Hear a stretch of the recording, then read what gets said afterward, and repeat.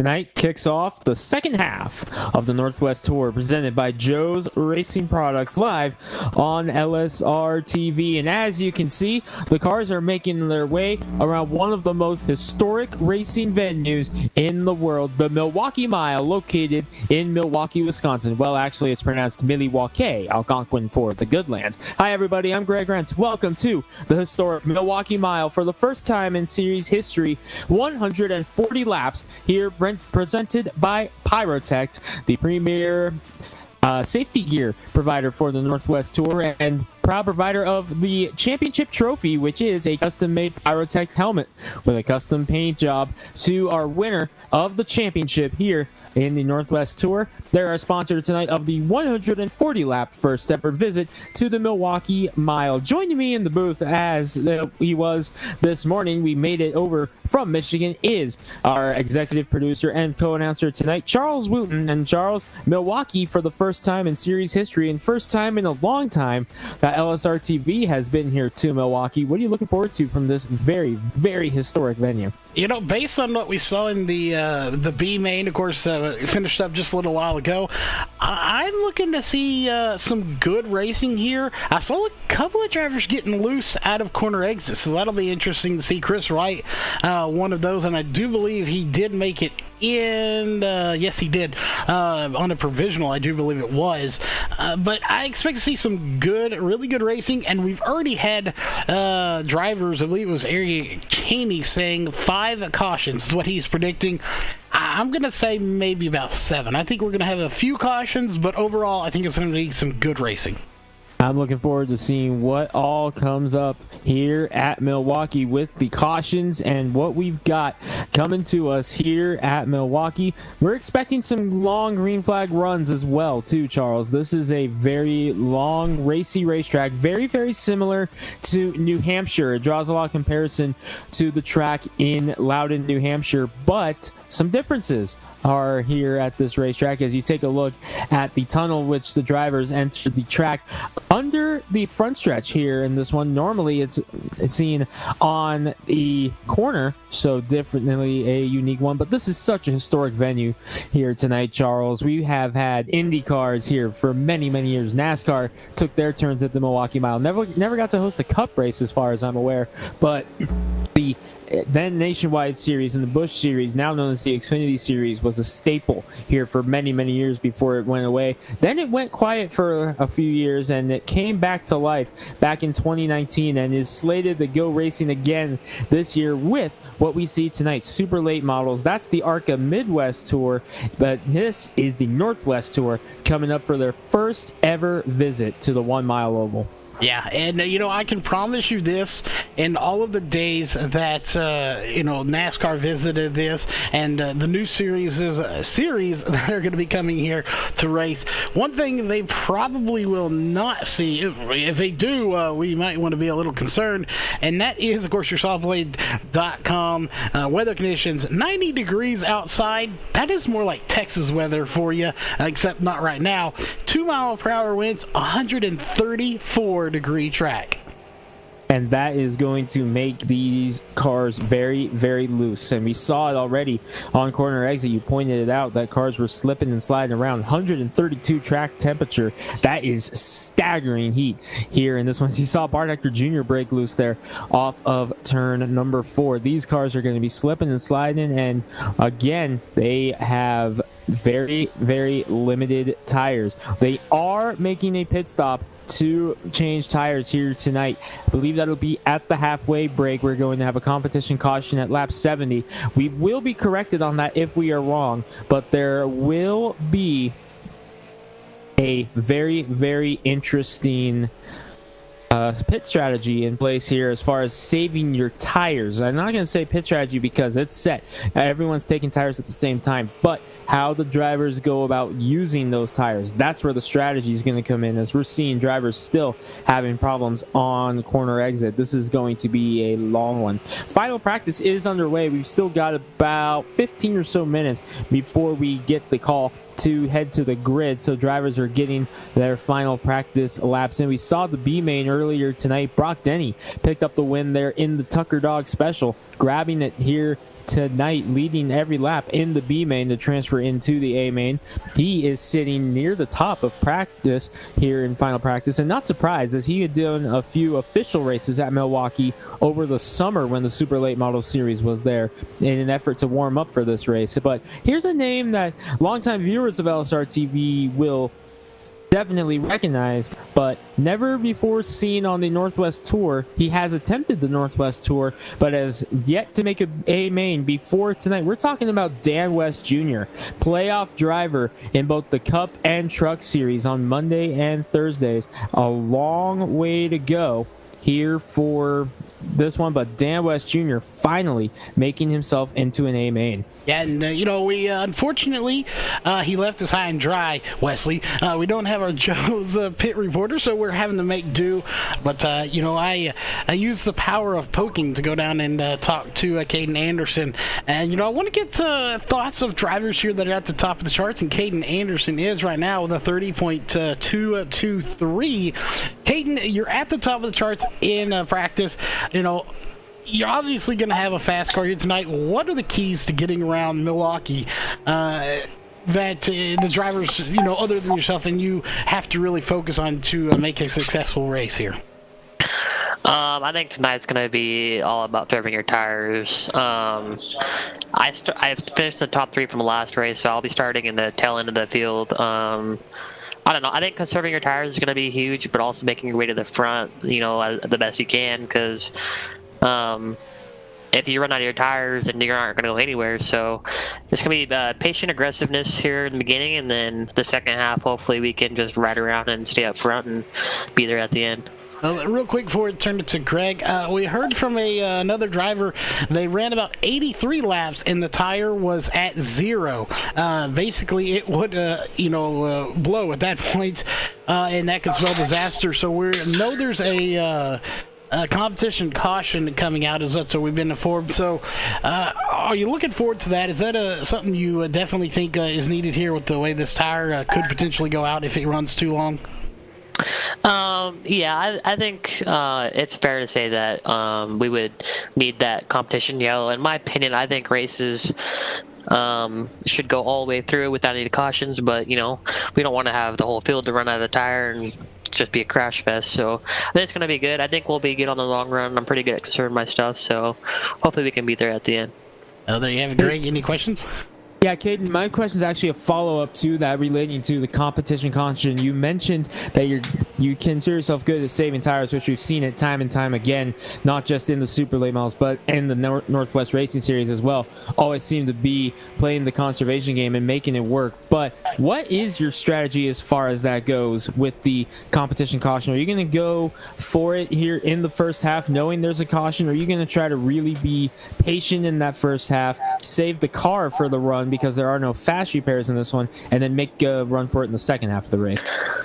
You'll probably see me try to make a few quick passes here early on, try to get up towards the middle of the pack, and then about halfway through this first run here, you'll start to see me slow down a little bit and be patient. We'll see, it all depends on how the racing goes, but, that's my plan, and hopefully we can stick to it. And I just got one last question. We're going to let you go and get you back down to your teammates. And, that question that me and Greg, we talked about at the corner exit, getting a little loose off. Is there a particular spot on this track? A lot of tracks have them where it's the problem child, the spot that really bites most people. Yeah, I feel like either off turn 2 or off turn 4 is going to be that spot. It's very loose off the corner. On entry, you don't feel very loose. So we'll see how it goes. I don't think there'll be too many cautions. I think we have a few here and there, but that's about it. All right. Well, definitely good talking to you. Hopefully, we'll talk to you at the end of this race. And Greg, I expect to see some really good things here tonight from Caden. Yeah, definitely looking forward to it. Caden, good luck here tonight, and hopefully we'll be able to see you on the podium after this one is done. But Charles, just a long way to go here. We still have about 10 minutes left here in this final practice before we go racing. So what are your thoughts on the way this race is going to unfold overall, now that we know for sure that the competition caution is going to be at lap 70, unless a caution falls in the 65 to 70 bracket? That will become the caution. But now that we know for sure when that caution is coming, what do you expect to see? Primarily in the first half of the race. Yeah, I definitely think these guys are going to they're going to enjoy this competition caution by lap 70 if we don't get one. You know, one thing that I'm unclear of, and maybe if we can get a chance to talk to a race controller, race official, is, you know, you have to take the your tires on that pit stop. Or on during that caution. However, if it's a 3 or 4 lap caution, which most are, do you come in and take it as soon as the caution is out and as soon as it's open, or do you wait a lap or two, lose a little bit of track position, but get, you know, 2 or 3 lap fresher tires coming out at the last second and tag the end of the field? I don't think you can do that. I think it's a rule set in place that the tires will be only changed when pit road is open on the competition caution. I think that is set in stone. That is when you are pitting for tires. So I don't think that's going to come into play here in this race. So I think you're going to see kind of a mix. Like Caden said, you're going to see guys trying to go in the first half and then ease up. I think you're going to see some guys going all out in the first half, knowing they have that set of tires and seeing exactly what they can get away with in the second half. So I won't be surprised to see a couple guys just go gung-ho from the drop of the green flag at all to see what happens here. Yeah, that's what I would do. I would definitely, the first half, you don't want to wreck your car, but, you know, push it to its limit. Find out, okay, how far can I push this tire? You know, if I push it to its extreme limit, when is the tire going to be completely shot? It's no good anymore. You know that then for the second run. You can conserve a little bit, just make your passes when you can. And then, you know, if you say have 12 really good laps on it, conserve that tire for the second run and make those 12 laps count. You definitely have to use the tires you got, and you got to use them well. That's what it comes down to. Yeah, definitely going to be an interesting thing with the tire management. We're going to see quite a few different things going on here in the minds of the drivers. Got about 5 minutes before we go to green flag racing. Speaking of 5, I want to give a shout out to my colleague on the Turn 5 Live podcast. Todd Labronte is watching us here tonight from down in Boise. Hello, Todd. Thanks for tuning in tonight, and glad you get to choose such a historic venue, Milwaukee. I know you're big on the Indy cars here on iRacing, and I know this is one of the most historic venues for Indy cars, so definitely thank you for checking us out here on LSR TV tonight. I hope you put on a good show for you here as well. About 5 minutes left before we hit that advance button and we get going for 140 laps here tonight. Yeah, not much time left, and we will be advancing. And just to give everyone an idea, let's bring this up real fast here. This is your best laps here in practice. And no surprise, Cole Raz up at the top of the charts with a 30.207. Travis Barnes, that's a name I'm very familiar with as well. Not just in this one, he's sitting in second place. Caden Anderson, of course, up there as well. Chris Carroll, Josh Washington, and Joey Bird sitting just outside the top 5.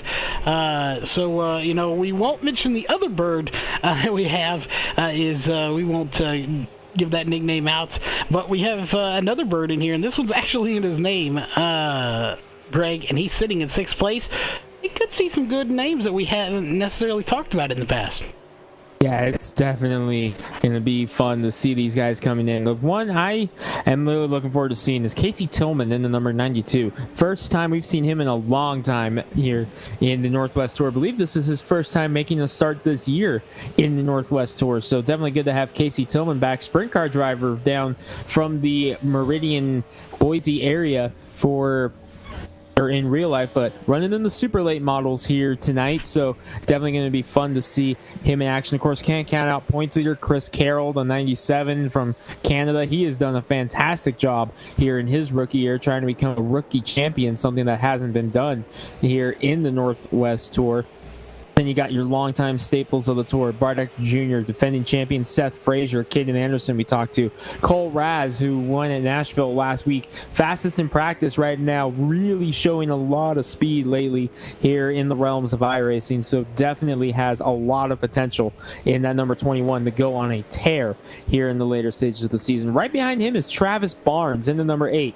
We talked a little bit about him a moment ago, Charles. 3 career wins for Barnes. Crossed the line first on the 4th one, unfortunately got DQ'd because of the tap out rule, which has come into play here in the past. There was a caution that Barnes was determined to be at fault for. He did not tap in that 4th race at Phoenix, so he did not get credit for the win. But again, let's talk about the tap out rule, because that's something the fans are really going to need to know here when we head into this race. Yeah, tap out rule, probably one of the coolest things I have ever been a part of. It's kind of a self-policing thing, and just like, you would have in real life, if you confess to the crime, the DA is going to make a deal with you. You're not going to get so much. Now, if you refuse and deny it and they find you guilty, they're throwing the book at you. You're going to the slammer, Greg, and you don't want to go to the slammer.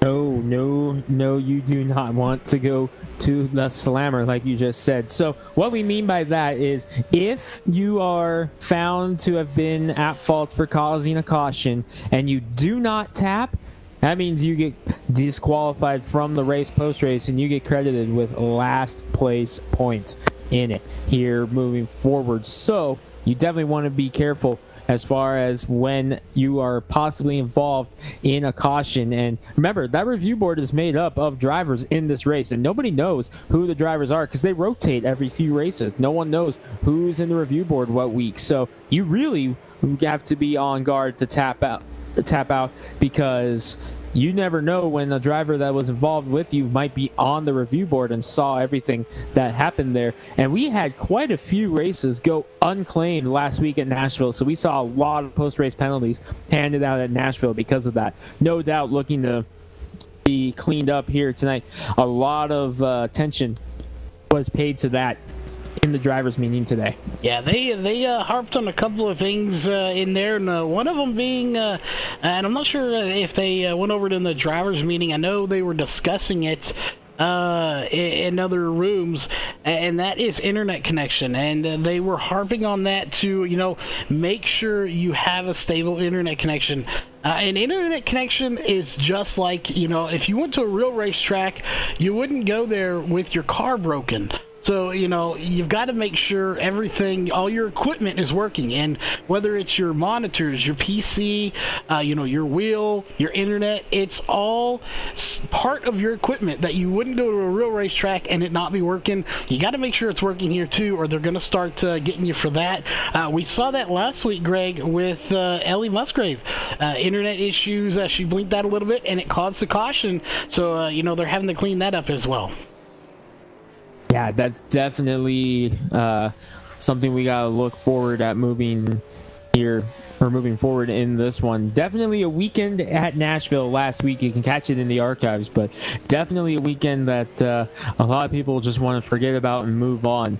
Not Ryan Gormley and Cole Raz, because they were the drivers that picked up the win in that one. Cole Raz is making his way out onto the racetrack for one final charge here at a practice lap, as he has dropped down to 3rd on the charts as Chris Carroll and Travis Barnes both going above Cole there on the charts. Ryan Gormley, believe it or not, as well as he has run in the super late models here in the Northwest Tour, that was his first win on an oval in the series. His only previous win came at Laguna Seca in the road course, or on the road course there here on last season's road course challenge. So Ryan Gormley finally breaking the ice and getting that elusive first oval win, and now he's got a chance to go for 2 out of 3 as we get set to go green flag racing here at Milwaukee. Checkered flag is being displayed in just a few seconds here. Drivers getting their last couple of laps in, and we are getting set, and the checkered flag has been displayed, which means it's 140 laps on deck next up,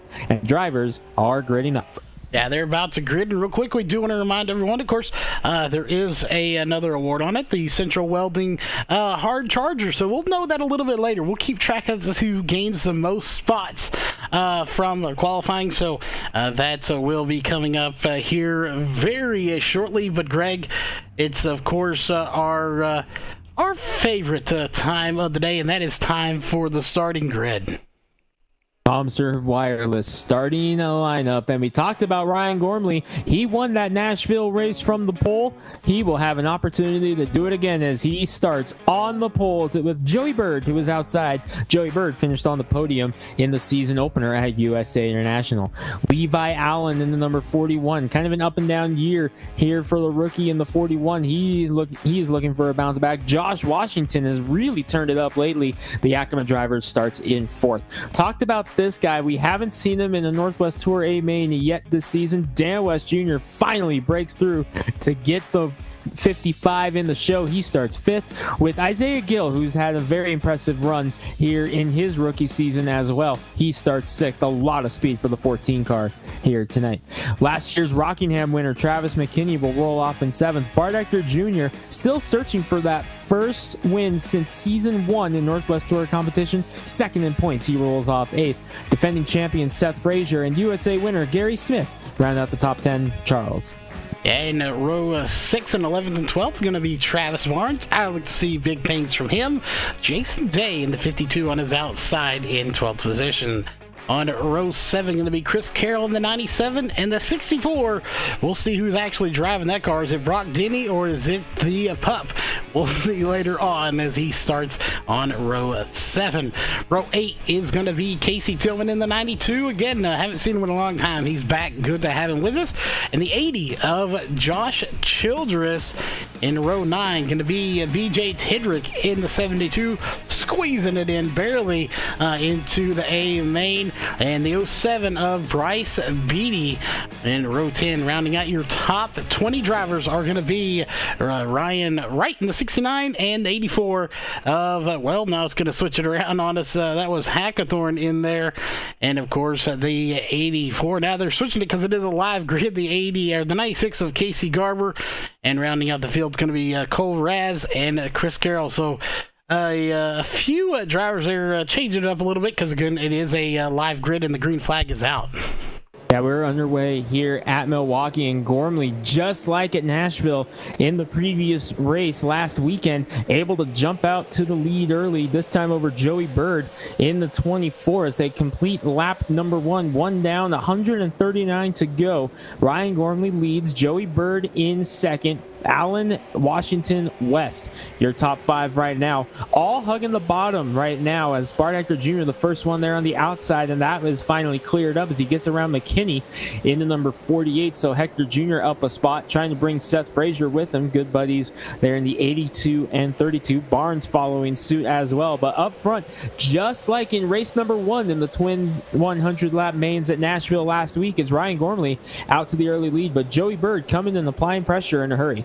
Yeah, he is right there just trying to apply as much pressure as he can. Get in the number 24 machine as you see him come flying down the back stretch. I actually love this camera. You get to really see the speed of these things. And they're really going single file for the most part, Greg. I didn't expect to see it. These guys are taking it really easy. I figured, and we talked about it, that they would push it to the limit here, see what this car would do. That's not the case. No, they're really kind of settling down and being patient here in the early stages of this one as Isaiah Gill and Bart Ector Jr. make their way around Josh Washington. Washington kind of struggling here out of the gate. Started in 4th, already lost 3 spots, and is in danger of losing a 4th one to Seth Frazier now. Washington having a hard time holding it on the bottom in that 06 as Frazier takes a peek underneath him. Ryan Gormley continues to lead the way as we work lap number 5, and he is trying to pull away away from Joey Bird. They have gapped a little bit over Levi Allen, who's got Dan West Jr. and Isaiah Gill behind him. Another great paint scheme for Mike Wood Race Designs out of Middlesex, North Carolina, on that number 14 of Gill, making its debut here tonight. A lot of IROC vibes. Remember the IROC series near the end when they got the Crown Royal sponsorship and they went with all cars having the same kind of paint scheme, but just the different colors on the nose of the car? That's the vibe I'm getting off that 14 car right now, sitting in the 5th position. Isaiah Gill, we'll see if we can get a look at him. He's the last car in line right there. See if we can get a good look at the 14 car as he comes here through the corner. Here, we'll get it right now as he peeks on the inside of West. Looks very similar to that IROC look near the end of the tenure of IROC. Remember, it's kind of coming back a little bit with the SRX started by Tony Stewart and Ray Evernham, so looking forward to seeing that on a short track version of it as well. Yeah, and we'd love to get a little bit closer look, and unfortunately, with this track not much in use, the camera stands where we can place our cameras haven't been updated in quite some time, Craig. So we're kind of stuck where we're at, unfortunately, but, not one of these newer tracks that have, 20 cameras placed all over them, and they are in a really good view of it. But Dan West Jr., speaking of doing good, sitting in 4th place right now. Could Dan come in here and possibly get a win on his first time in an A main? Hey, anything's possible. I mean, Gary Smith did it earlier in the season. In the season opener, he had not made an attempt in the Northwest Tour until that season opener at USA, and he wound up leading almost the entirety of the race here down in Lakeland, Florida at the start of the race back in November. Hector Jr. now, though, to the inside of West as Gill was able to get by. Hector and Gill are the big movers thus far. At the front of the pack, checking in at the back of the pack, you notice who has already climbed to 15th, the driver who said he was going to be very patient at the start of the race, Caden Anderson, slicing and dicing through the field, already plus 8 spots as he started 23rd. Cole Raz also plus 8, right behind him in 16th, the teammates in the red cars near the back of the field. They are beginning to charge their way through the field. There they are right there, the 2 red cars making their way through as Anderson now taking a look on the outside of Smith. We just talked about Smith, the USA winner earlier this season. Anderson picked up the win at Oxford earlier this season, breaking that dry spell he had, getting his first win of the season. Yeah, there's a lot on the line, for these drivers. As I did some talking to, the league admins, league officials earlier in the day, after I woke up from my nap from our 8 a.m. broadcast. But, I did that. And, of course, there's the Central Welding Hard Charger Award per race. So these guys want to gain as many spots as they can from qualifying so they can get that award. And you mentioned it earlier about the custom helmet. There's actually 3 helmets on the line, 3 custom painted helmets from Pyrotech, who is of course sponsoring the series and this race, and they're going to be 1 for the champion, 1 for the rookie of the year, and 1 to a random driver. And yes, it has to be a random driver. I've already tried to claim dibs on it, it didn't work, so it will go to a random driver. So 3 different custom painted helmets going to be going out to 3 drivers here in this series. Yeah, definitely looking forward to that. Big thank you to Pyrotech for stepping up and doing that for us here this season. And I got to see Seth Frazier's helmet here from his championship last year. He actually uses it as his race day helmet in Wenatchee, and then of course the Fall Classic in Yakima. It is an awesome looking piece here. So Pyrotech knocking it out of the park. Ryan Gormley's got one of those as well, as he finished 2nd in the points last year. He's leading the way right now, winning at Nashville last week in race number 1 of the doubleheader. He is trying to hold off Joey Bird right now. Bird, another one of those guys still searching for his first tour victory, but has had speed in his limited starts here this season. But look who has already climbed up to 3rd. We mentioned Isaiah Gill in the 14. Here he is once again making a peak here on the bottom. Another fantastic paint scheme from Mike Wood in Mike Wood Race Designs, doing another stand-up job in the 14, trying to get up here to the front. Milwaukee's one of those tracks, Charles, that's very difficult to drive. It's a very technical racetrack.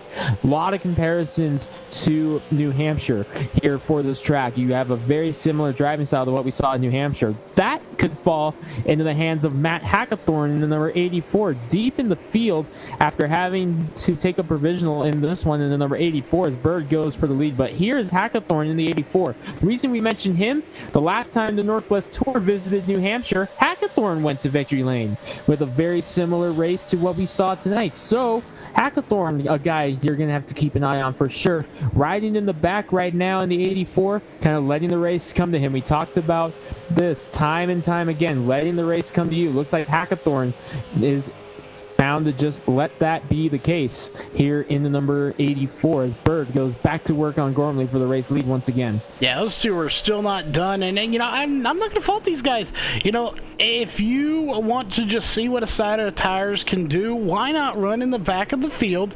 You know there's a competition caution, you know, and this is the one plus to a competition caution. Well, maybe not one, but a big one is you can ride along in the back and just see what the tires will do because you know you're going to get a caution. It's a guaranteed event that's going to happen. You aren't waiting on it. Well, maybe we'll get a caution and then I can go. No, it's going to happen. So you really can just ride along in the back to get a feel for the cars, see where the line is best, and then when you come in, get your 4 tires and then move to the front. Remember, Hackathorn, he was in a transfer position in the B main, got caught up in a late race accident with about, it might have been coming to the checker flag actually. He got caught up in an accident which dropped him out of the transfer spot. So with that, Hackathorn definitely gets a shot at a bounce back here, taking the provisional 4 points. Remember, the 2 points provisionals are to the 2 drivers who do not either lock in on time or transfer into the B main. That is the 2 highest drivers in points not already locked in to the race. Tonight, that was Hackathorn and Chris White in the number 83. 83 was up a little bit ahead of him in the 18th position right now, going to work on Josh Childress. Childress in the NOS Energy car tonight, number 80. Casey Garber, the winner at Iowa, lurking behind him as well. Garber, a quiet night after he finished in 3rd at Nashville in race number 2 behind Cole Raz and Caden Anderson. Remember, the top 3 dropped to the tail end of the field the next race. That's why Garber, Anderson, and Raz were starting at the tail end of the field in this one. Anderson and Raz up to 13th and 14th. Garber, a more patient approach in the 96, sitting in 19th right now. He's only +3, letting this battle go on in front of him between the 80 and 83. Yeah, and I just realized if you look at the hood right there, you can see the 83 on his hood. Usually we're used to seeing SimStar Motorsports. I'm wondering there if Chris White maybe got a new name for his team because it says CWR for Chris White Racing. Not the SimStar Motorsports that we're used to seeing in the Northwest Cup and Truck Series. So is he sporting just a different team here for this series? Or did he change the team name there for Chris White? I'm going to go with his own team for the Super Le Mans Series, and we'll see what he does tomorrow night in the Cup Series finale at Phoenix, Arizona. Again, 3 drivers in this race will be competing for that championship. Well, 3 drivers that attempted that race. The 4th one was going to attempt this race, but unfortunately, Sean Breitzman did not get off work in time. We could have had all 4 of our championship for tomorrow in Phoenix. Have a preview tonight here on LSR TV. Again, Sean Breitzman, Seth Frazier, the defending series champion here.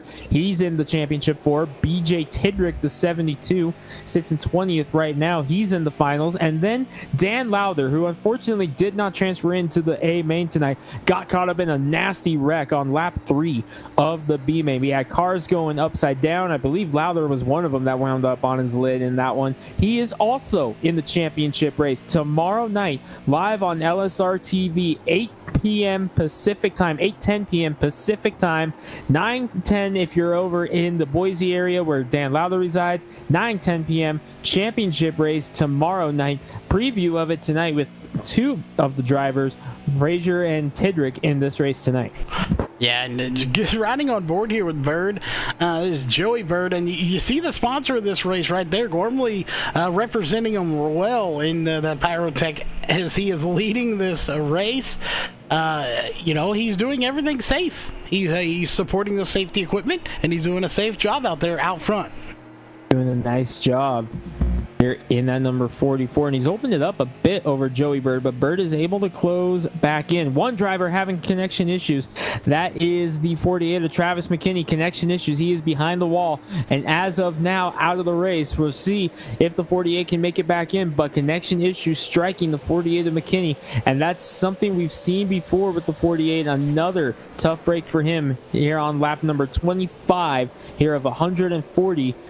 Gormley, Bird, Gill, the top three, but Travis McKinney, the first one to drop out. Yeah, it's unfortunate too. That's the last thing you want to happen is be in a race and lose internet connection. It's one thing if you can try, you have it and you kind of fix it, but to just drop out like that, it's heartbreaking, especially when there's a lot on the line, like there is in this series. Again, Rookie of the Year, Champion, Hard Charger. There's a lot of awards on the line, so you definitely have to look out for it. But looks like Bird going to get by Gormley here for the first time, as Gormley a little loose there as he gets a wiggle. Yeah, we're starting to see those tires really come into play now on corner exit. We talked about that in practice. We were seeing them slide around in practice, and now we're starting to see that more here as the green flag run wears on. Track temperature has gone up another 4 degrees. It's now up 136 degrees here for the track temperature right now. You're in fry and egg territory now on the racing surface, and these tires are getting absolutely destroyed with this. These drivers are going to be very, very happy that they have a caution coming up at lap 70 and a chance to change tires, something we normally do not see in this series, as Bird takes the lead away. Isaiah Gill in second, Gormley back to third, and then Bart Hector Jr. closing in. He's up to fourth. He's played the patience game as well, following Isaiah Gill through the field, letting him do the work, and then choosing to ride it out behind him in the number 82. As you see him right there, the black and blue number 82 trying to make his way up there. Yeah, you want to get an idea of what it's like being on this track. It's a very old track, as you mentioned in the pre-show, and it hasn't been repaved or anything, and these older tracks are very abrasive. So imagine 136 degrees, warming up your tires and spinning them at, 140 miles an hour. Now throw a piece of sandpaper, and if you can hold it up to the tire, I mean, if you could anyway, it'd probably rip your hand off, but imagine being able to hold a piece of sandpaper up to 140 mile an hour spinning tire with it being at 136 degrees. It is going to eat away at tires very quickly. Speaking of very quickly, Isaiah Gill was able to make quick work there of Joey Bird to get to the race lead. Isaiah Gill going to lead his first lap of the race, coming here on lap 29. We begin lap number 30, and notice Gormley was able to get back around Bird. So it looks to me, Charles, like once you get stuck on the outside, that's when you're in trouble, because Bird was able to get around Gormley when he forced him up to the outside. Gormley able to repay the favor, and all he had to do was follow Gill. Yeah, and you definitely do not want to get hung on the outside. And I would imagine, one, you're going to get up in that loose marbles and rubber up there. It's going to get on your tires. That's not going to help you at all. Not to mention it's just out of the groove, period. So Gormley back to second, but we'll see if Bird can get back by him. And now maybe that Gormley's back into the groove. Can he get that rubber dusted off those tires and the marbles and be able to get the lead back? Or, Greg, is he content with hanging in second place right now, knowing that caution's going to come out and figuring, okay, I made this mistake, I can't make this again in the second half? I think he's content to ride right now, especially with the fact that it's Isaiah Gill in front of him, who has had a lot of speed in his number 14 car all season long, let alone all night. But he's had a lot of speed all season long here in the number 14. Started 6th and has climbed his way up to the lead in under 30 laps. And here he is pulling away now. It's almost half a second between Gill and Gormley, with Bird, Hector, Washington your top 5. Then it's a little bit of a ways back to Travis Barnes and Seth Frazier, who are just trying to catch on to the tail end there of Washington, trying to make this a little bit bigger of a pack up front. Levi Allen, who was up as high as 3rd in this one early, has since fallen back to 8th into the clutches of, look who is behind him. You got 3 guys hooked up here, all representing the Caden Anderson Racing stable. You got Brock Denny in the Tucker Dog Special, the B main winner. Cole Raz, winner of race number 2 at Nashville last weekend in the doubleheader. And then Caden Anderson, who won at Oxford yesterday. Anderson, by the way, believe he painted the 37 and the 64. Not sure if he painted the 21 or not. I know he painted Cole's Cup and Truck car here for the Northwest Racing Series as well. Brock, Denny, and his own, but I do not believe Caden painted the 21 super late model. Maybe wrong on that one. We'll have to ask him. Oh, and Brock Denny loose too. Oops. Yeah, problems for Denny in the 64. The B main winner sliding off the track there, and he's going to lose a spot to Raz and give him to Anderson as well. Jason Day now coming into the picture behind him. Yeah, he loses a spot, but Anderson also slides up into the marbles, and you can see right there he has to get off the gas, and that's going to cost him that spot back. So, two drivers making crucial mistakes there. You've got to be very careful to not get this car loose. If you get it loose, you're going to slide up. Then it just causes more problems as you get into those marbles. So, this is turning really into be a single groove track is what it looks like. So, it's a good thing they aren't going to be pitting because, Greg, track position, I think, is going to be a huge, huge factor in this race. You do not want to lose any spots on a mistake. Yeah, you definitely want to be up as high as you can get here in this race. Track position is incredibly important in this one as we have a pass here going on for 5th. Travis Barnes going to try to get around Josh Washington, bringing Seth Frazier with him into number 32. Ryan Gormley has fallen to 4th all of a sudden here, Charles. So something going sour on the 44 car. Maybe the tire is getting a little bit too abused on the 44 now as Bird and Hector have both gotten around him. About a second back now of Isaiah Gill. Travis Barnes able to clear Washington, as is Frazier. So Washington loses 2 spots there. Frazier now tries to reel back in Barnes as he lost a little bit of ground to him making that pass on Washington. Yeah, he did. And, we always try to keep track of social media and other comments that come in during the race. And we got a lot of support going out there for Seth Frazier. Sean Brightsman disappointed he didn't make the race due to having to work late. And, of course, one of our biggest supporters, Aunt Kathy, said to you, make sure all your power cords are plugged in, Greg. Yeah, that's something that happened in our race earlier this morning at the Michigan International Speedway. Right at the start of the race, my power cord here on my rig that I'm watching the race on here and following the race on, my power cord came undone as soon as the green flag fell, and poor Charles had to handle the first 10 or so laps by himself at Michigan with a 40-car Cup car field. That must not have been fun at all. Yeah, it was definitely interesting. As we'll just have to keep an eye on your cords very closely here and make sure they do stay plugged in.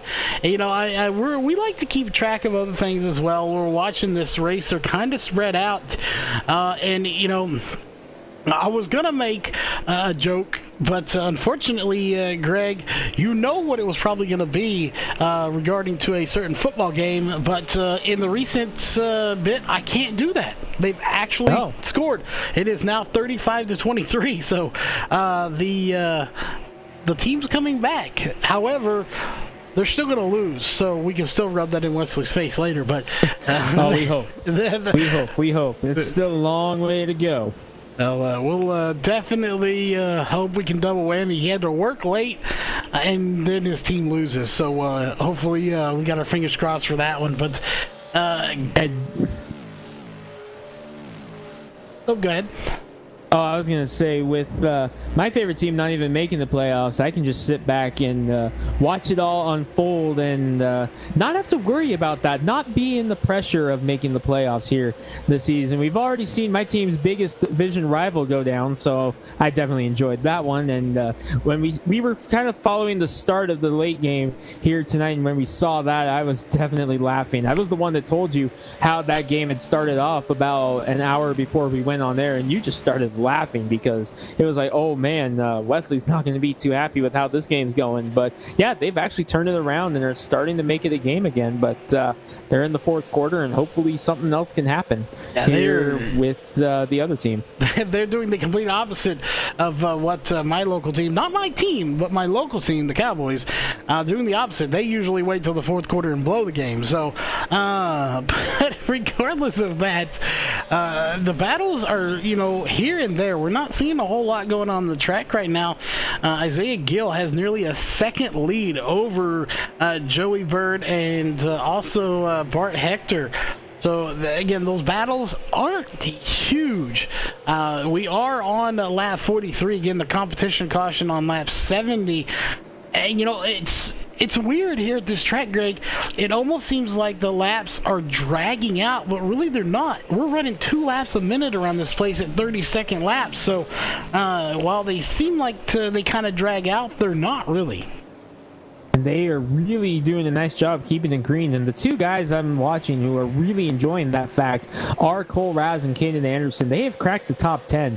They're up to 8th and 9th, respectively, trying to make their way up through the field. Now, Raz has broken away from Anderson a bit and is trying to reel in Washington. There is Anderson in number 37. Brock Denny, kind of the third amigo with that group right there as well, hanging on with them as well. But I'm watching Cole Raz in the 21 up in front of him as he tries to reel in the 06 of Washington. There goes Raz right there. So I'm keeping my eye on the 21 to see how far he can go. Remember, he's looking for back-to-back wins. Ryan Gormley and Cole Raz picked up the 2 wins at Nashville last weekend in the doubleheader 100-lap main event. It was a big one, and as you did, I just got an update on that game, and things are starting to go back the way we wanted them to with an update of the most recent scores. So good news for us, bad news for our colleague Wesley, who's down in Dillon, South Carolina right now at the Street Stock Nationals. And hopefully he's tuning in. I doubt he is, but when he is later, he can go back and watch this and enjoy it. And we'll know when he does too, because we'll get a message. Oh, definitely, we'll be getting messages. Hopefully, no more messages than the points they've been able to put up. So, again, we like to poke fun at our own employees here and have fun with our coworkers. It's just what we do. But Isaiah Gill, is he pushing this as hard as he can, Greg, or has he kind of calmed down now and just kind of coasting it out there? With that being said, I have a feeling we may see some lap cars coming to the picture soon. We already have Travis and McKinney back out on track. So will they be catching these guys here in the next little bit, as they're about 23 seconds behind Bryce Beatty is, and then 20 seconds 19, and it's only a 30-second lap. So lap cars will be coming into the picture here probably in the next 10 laps or so. It's going to be close, though, because we're coming to complete lap 48, start lap 49, and they are 23 seconds back is going to be the first car Bryce Beatty is in line for going a lap down. That equates to over a straightaway still here in this one. We're only 22 laps away from that competition caution. I think you may see one of them, maybe 2, get caught, but I don't think it's going to play too much of a role here in at least this first half, as Isaiah Gill tries to stretch it a little bit over Joey Bird. But yeah, I'm with you. I think he's kind of settled it down right now, and I'm watching that gap between him and Beatty is not changing much at all. They're running pretty even Stevens lap times here in this one. Gill about 0.3 faster than Beatty last time by. We'll see what the difference is this time as they come by, but 0.3 a lap with how much ground there is to make up, I don't think there's enough time before the competition caution per se for Gill to catch Beatty unless something big happens in the way they're running. That time he was only gained 0.2 on them. So I don't know. I don't think that it's going to come into play here, at least in this first half. If it does, then I won't be surprised, but I don't think that's what's going to happen. Yeah, it's going to be close. I definitely think so as well. The real question here is, if you have anything left in these tires, if you've been pushing or saving so you can push later, when do you start pushing to gain as many spots as you can? Because the big thing when we come down pit road is everyone's going to take fuel, everyone's going to take 4 tires, so every pit stop is going to be the same. So if everybody hits a perfect pit stop, you're essentially going to come in and leave where you were on the track. So when do you just, hammer down and get as many spots as you can in that last ditch effort to come in, say, 5th, so you can come out in 5th and try to make that bid to the front once we take the green again? I think that's what Cole Raz has in mind right now. He wants to get up as high as he can in that number 21. He's up to 7th right now. He has gotten around Gormley, who really has let those tires get the better of him right now. He has fallen back to 8th in that 44 after leading about the first 20 or so laps of this race. So Ryan Gormley, he is struggling now in that 44. He's waiting for the caution so he can try to make his way back up there. But I'm watching Cole Raz in the 21. He is putting pressure on Josh Washington now for 6th position, and Seth Frazier's right in front of him. Cole Raz has done an outstanding job picking the cars off one at a time here tonight. We know how fast Cole Raz is here on LSR TV. We've seen him fast in everything he's competed in, wins in just about everything he's competed in here on the channel. So I'm not at all surprised to see him doing as well as he is. As Anderson, his teammate, lurking on Gormley in the 44. Brock Denny is there still. He's in 10th right now, trying to fend off Jason Day. I think you're going to see the guys like Raz and Anderson really turn it up here in the next 15 laps, because we're about 15 this time by from that competition caution, and they're really going to start heating it up. But Joey Bird has begun to cut into the lead a little bit in the number 24. He shaved a couple tenths off as you continue to watch Raz put the pressure on Washington. But Joey Bird, he has shaved a couple of tenths off the lead and is now sitting 6/10 of a second back, running pretty even with Isaiah Gill, just a couple hundredths the difference between them right now as they continue to battle back here for 6th. 6/10 of a second separate the top two right now. This, of course, is still the best battle on the racetrack. Raz putting pressure on Washington. Frazier right there in the 32. Wondering, Charles, is perhaps Washington not so much struggling, but he's just kind of pinned behind Frazier right now, who looks like Frazier's gone into conservation mode. Yeah, he very well could just be pinned behind him. And, there's none better than Seth Frazier when it comes to conserving stuff. If anybody's watched NASCAR, fortunately, whatever you want to call it, I haven't watched a NASCAR race in probably 2 years. But back when I did watch it, everybody probably knows Ryan Newman. Obviously, he has bad wreck this year. Thankfully, okay from that. But Rocket Man Ryan, he used to conserve fuel like nobody's business, and somehow could manage to get like 8 more laps out of a tank of fuel than everybody else, or 10, or whatever he needed. But Seth Frazier is that way when it comes to tires. He can conserve and somehow manage to just pull something out of his hat that nobody else can do. Yeah, Seth Frazier really has done a nice job making the strategies work. However, a guy watching in the chat, we call him the master of the strategy. He's one of those guys that Seth is going to have to go through tomorrow night at Phoenix. We're talking, of course, about Sean Brightsman. Is finally Raz able to get around Washington in the 21, move him up to 6th. But you talk about master strategist. If you watch any race from the Northwest Cup Series this year or the truck race, you saw Sean Brightsman roll the dice on strategy, and more often than not, it paid off. For pretty much the entire season, I talked about his win at Dover, the gutsy 2-tire call with about 15 laps to go, where he was able to hold off Seth Frazier for that win at Dover. I talked about that as his crowning achievement, but that was absolutely shattered with what Brightsman was able to pull off on Monday in that Cup race at Texas in must-win territory. He had no other choice. He had to go out and win the race to get himself into the championship. Rolled the dice with about 15 to go once again on pit road and did it and got himself into the championship race. They can catch that tomorrow night. We are so hyped up about that on LSR TV here as far as the production team goes, because we don't know what's going to happen when they take the green flag tomorrow night for 200 laps at Phoenix. Yeah, it's gonna be one heck of a race. And, you know, speaking of Sean Brightsman and the things he does on pit road, the strategy calls he make, I think the chance of this is slim to none. But, you know, they have to come down and take tires.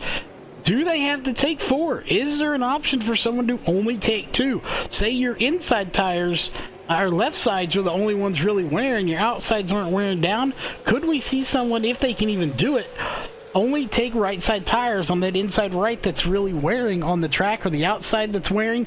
Could we see someone gamble, you know, in a last ditch effort to try to get a win and just take 2 tires?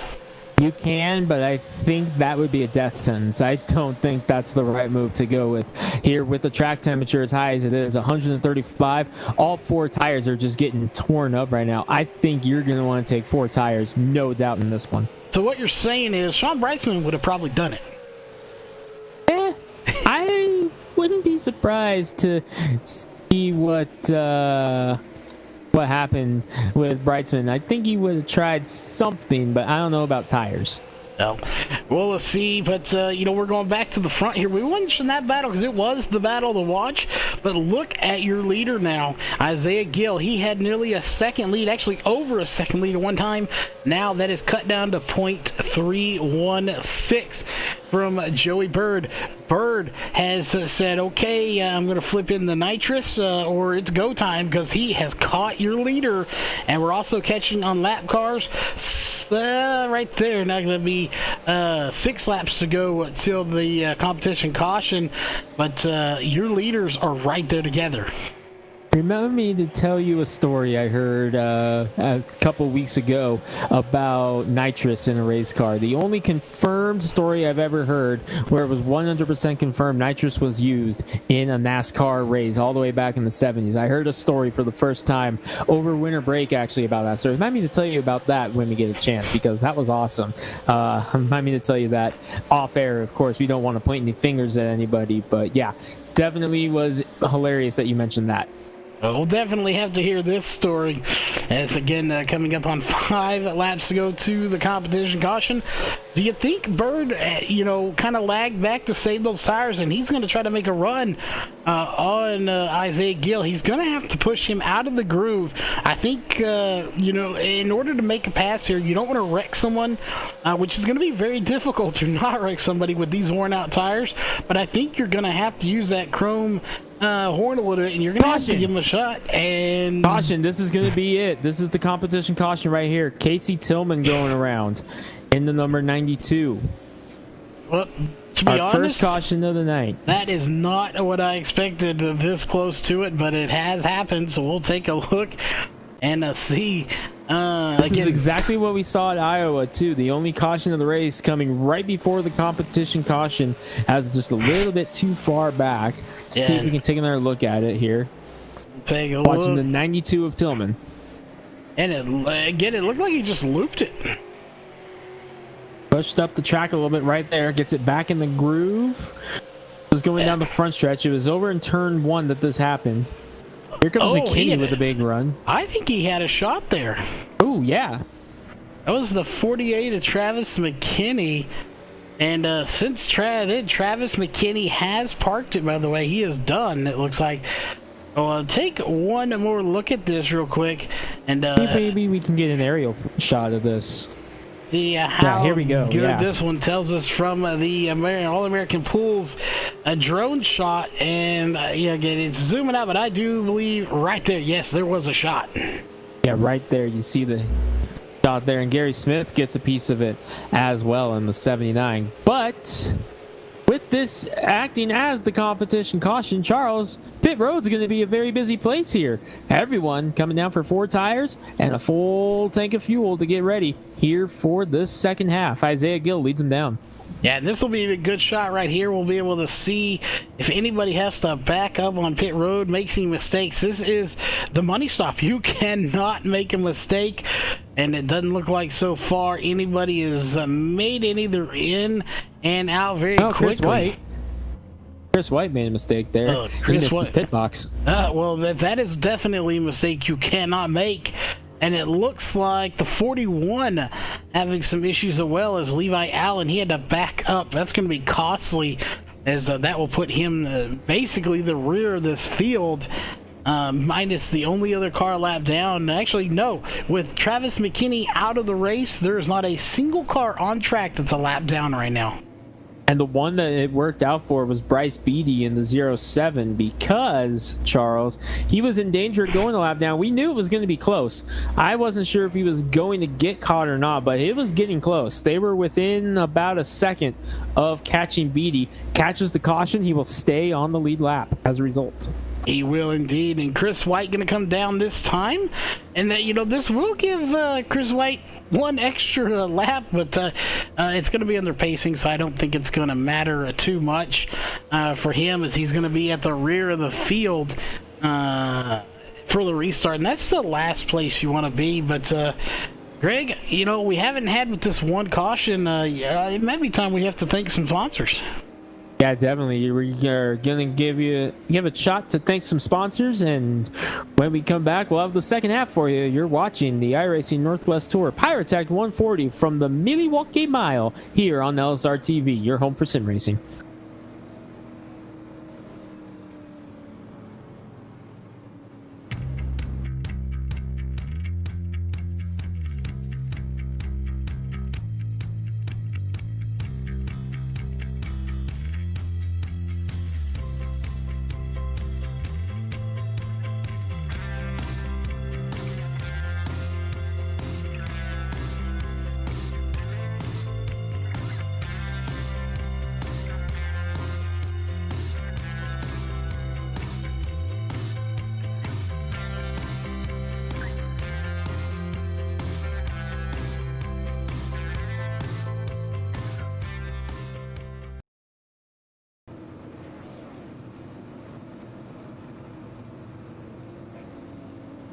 Back live here at the Milwaukee Mile. Seth Frazier gets off pit road in front of Isaiah Gill to take the gamble. I think may have seen Frazier try the 2-tire option.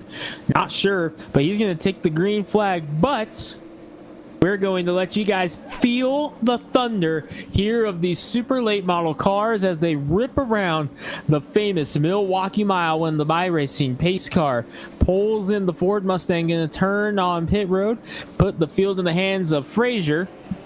And as they take the green flag from Barney the Flagman, we're going to kick a little asphalt here at Milwaukee.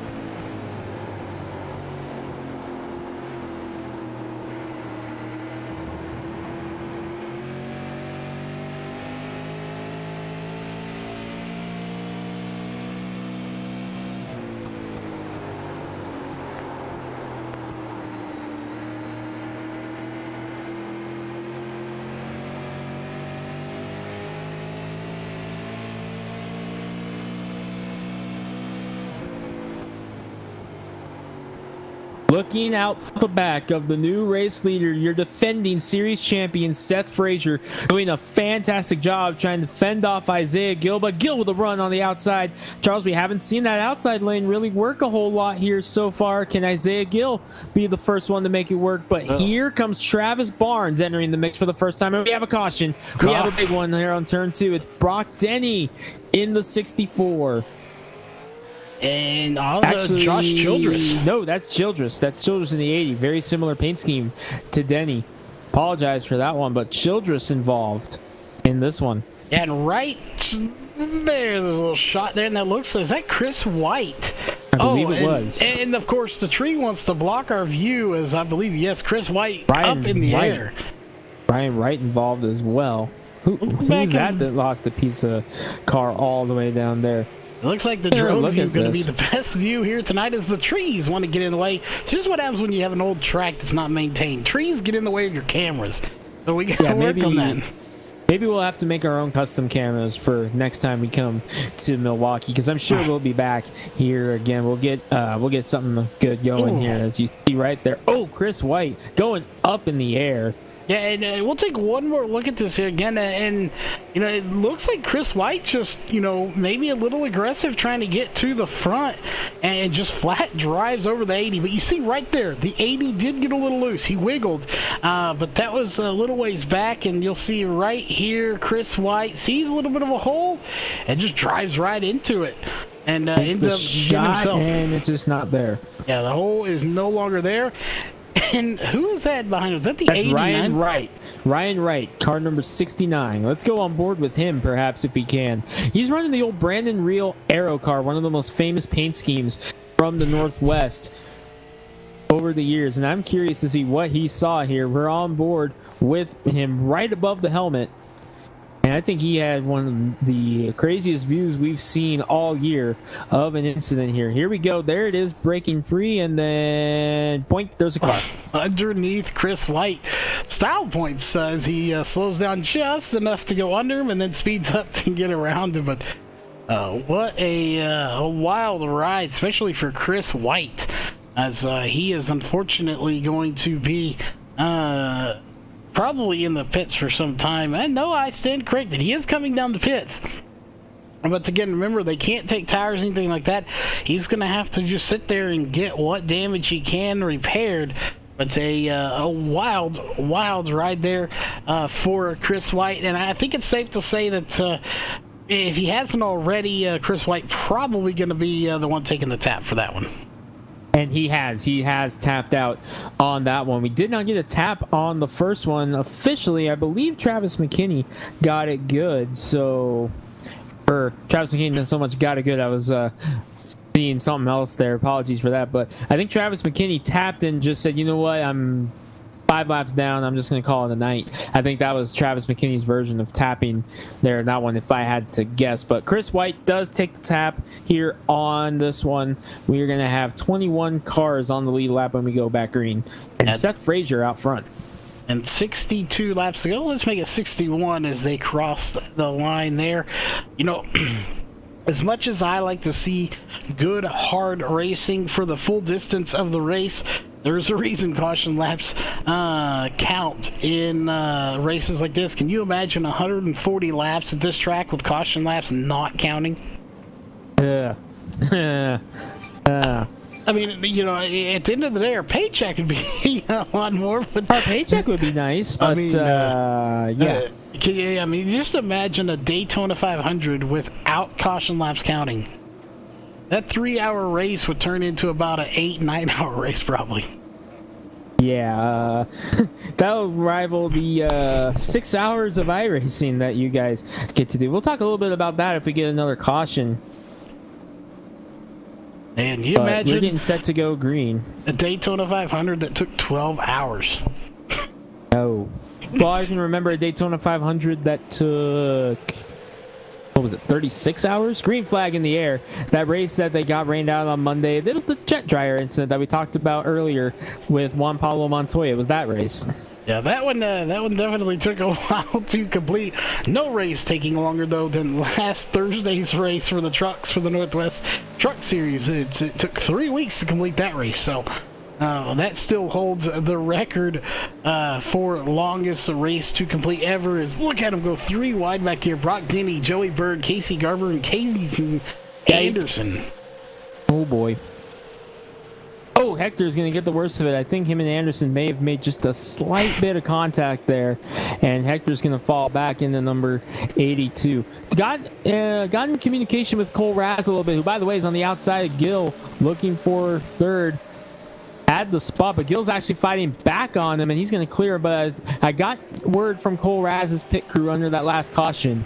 Tire wear looked good, so Cole Raz, you can expect to really push it here in the second half. Yeah, you're seeing that already. I think the memo you got from Cole Raz and the crew over there, that memo went out to everybody, or everybody did their due diligence homework and read the tire temps, the tire wear, and they kept an eye on it because everybody is pushing it a lot harder now than they were on that first set of tires.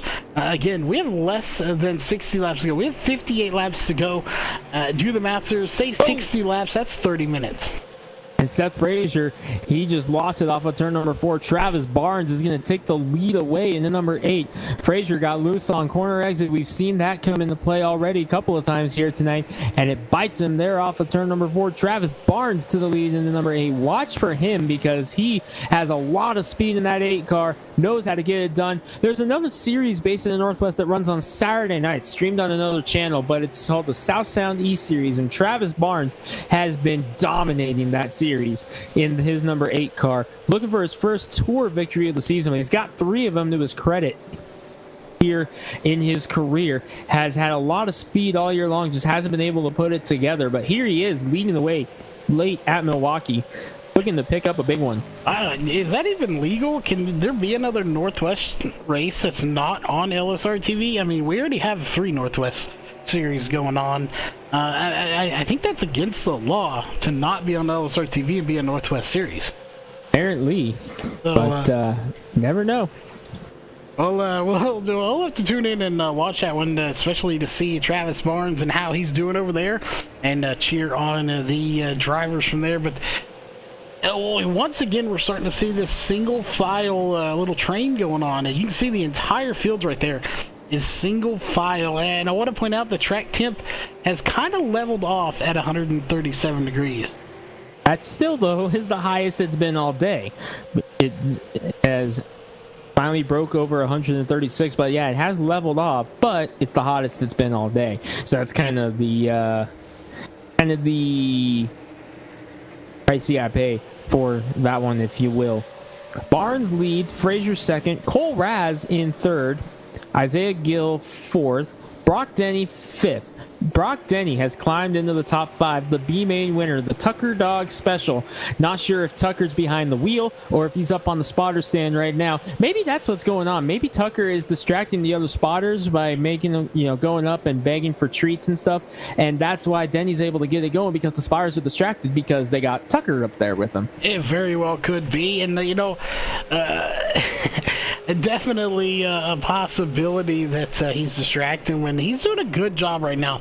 I think what we saw in this first one, and we saw it in the second one as well, and we'll get your thoughts on it, is everybody on those first 10 laps after we went green, they hammer it to get as many spots as they can. They fight and claw to get every spot, and then they kind of calm down. But this is not calm, Greg. This is the calm before the storm. Everybody gets what they can on fresh tires. Then they go into conservation save mode. And I have a feeling with right now 50 to go, when we see about 10 to 15 to go, I think we're going to see these guys start making those gutsy moves to try to maybe bump someone out of the way, try to get to their inside and make passes. Yeah, you're really going to see the intensity ramp up, and I think you're already beginning to see that. Oh, did Travis Barnes just have a bit of connection issue there? Off of turn number 2 for a split second, the leader having a little bit of connection issue. We've already seen one driver have issues with that today. That was Travis McKinney in the 48. I think I just saw one blink out of the 8 car there off of turn number 2. Seems to have stabilized, but something to keep an eye on here in the next couple of laps. As Cole Raz to second around Seth Frazier, as Frazier just going to let him go there on the outside. Yeah, that was a bold move right there. About as bold as that car is red. He takes it on the outside, and there you see it again. That connection issue from Travis Barnes once again, and we reported on it earlier in the pre-race show that they are harping on that. If you say one blink and it resolves itself, they won't say anything. But if it continues to blink repeatedly over and over again, and it is considered a harm to the race, they will ask you to come through the pin or the pits and try to fix it. Yeah, so we're keeping an eye on Barnes now in that number 8. Keeps it going. Casey Garber taking it in. Look inside of Brock Denny as he's going to back out there that time, and Joey Bird going to get a run. Here comes Anderson as well. Ooh, Garber lost some ground, and he's not too happy with Brock Denny right now into number 96, and he slides into turn number 1. Garber has to dirt track it there through turn 1 to hang on to Bird, but boy, Garber and Denny not too happy with each other right now. Yeah, those two not going to be sending Christmas cards potentially when it's all said and done. As definitely no love lost there. But, that is part of it. These guys get heated, tempers flare, fenders get bent. That is racing, whether it's real or virtual. If you didn't have that passion, you probably shouldn't be in the sport to begin with. And these guys, they spend a lot of time practicing. Some of these guys have gone through C mains, B mains, and into the A main. So, there's a lot on the line for these guys. A lot of pride on the line just to even make an A main here in the iRacing Northwest Tour. Yeah, there is a lot of pride on the line. The connection issues are continuing for Barnes right now in the number 8. Still on corner exit, and it's starting to get a little bit more frequent. Taking a look right now, his internet quality is still looking good, as it's something we can check here in the session. You can take a quick peek at drivers' internet connections. Everything's checking out right now, all green on Barnes right now, but those blinks are definitely beginning to catch the attention of the rest of the field. Yeah, and what's probably causing that is from the little experience I have dealing with this is he could just be getting little spikes of packet loss here and there. So it's not consistent. It's just, ever so often he'll have a packet loss very similar to, power surges. Where for a split second it'll flicker and then it comes back. Same concept, kind of, but with packet loss. And when you lose a little bit of packet, you disappear for a second, but you come back. So it's unfortunate when it happens, but it does happen. And speaking of happening, here comes that 37 machine of Caden Anderson. They're going to push, I believe that's Casey Garber, up to the high side, and they're going to just get him out of the way, and they'll say, we're coming by. Garber trying to get up there around Bird and company, trying to reel back in Denny.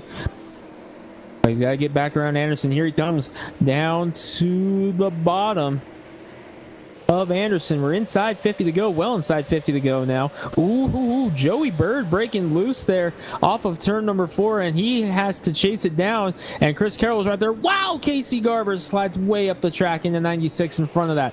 Oh, and Garber's going to lose a couple more spots, and Garber's not going to be happy about that one as he tries to accelerate down the backstretch. He's able to fend off Bird, but Carroll able to get by in the 97. Remember, Chris Carroll in that number 97, we call him Christmas Carroll, but he is leading the points in that number 97 from north of the border in Canada. One of 3 drivers to be from Canada in this series, along with Gary Smith and Jason Day. And remember, Carroll and Smith have each won a race on the season. Smith got that win at USA in Lakeland in the season opener. Chris Carroll won the Custom Fab Snowball Derby, the biggest race of the year for the Tour, at Five Flags. He picked up that win in the 300 lapper. Yeah, again, it's a good job to get that win in 300 laps. It's a lot of laps to do. Anyone you can get in this series is definitely something you've got to feel proud about yourself for doing. And you come to a track like this. I believe didn't you say this is the biggest track that we go to here in the series? One of them, not counting the road courses, of course, but the mile tracks are the biggest ones that we go to. Milwaukee, and then the next race at Phoenix is going to be the big one. Well, I'm not sure if it's the next race. We have to double check the schedule on that for sure, but those are the two big ones, Milwaukee and Phoenix, not counting, of course, the road courses. Yeah, and this is a toss-up. Like, if it's me, and we'll get your thoughts. If you win this one, it's a bigger track. So, is it as special of a win getting a win on this track versus getting a win on like New Smyrna or one of the small tracks, which is technically what this series is all about? Super late models on short tracks. Is it as good of a win, or do you want to go to a short track where it's their bread and butter and get a win there? Well, I think it's a bigger win at a track like Milwaukee, but for a different reason. I don't think it's because of the fact that it's a bigger track, it's a bigger win. I would say it's a bigger win because, A, this is the first time the series has gone to Milwaukee. You have a chance to be the first driver to win at this racetrack in this series, but also, it's Milwaukee. It's the Milwaukee Mile. It's a historic racing venue here in the U.S., one of the most historic venues, and we, for a while, thought it would never host race cars again, and now it's coming back to life. Came back to life in 2019 with the ARCA Midwest Tour, again coming to life this year with the ARCA Midwest Tour, the Big 8 late models as well coming to town then on that weekend in August. If we didn't have a big race here in the Northwest that weekend down in Meridian, Idaho, I would almost be looking at trying to figure out how to be at that race in Milwaukee, but we got a big race here in the Northwest that I can't miss because it's the 208. I got to experience the 208 for the first time last year, and it was awesome. I can't wait to go back to Meridian.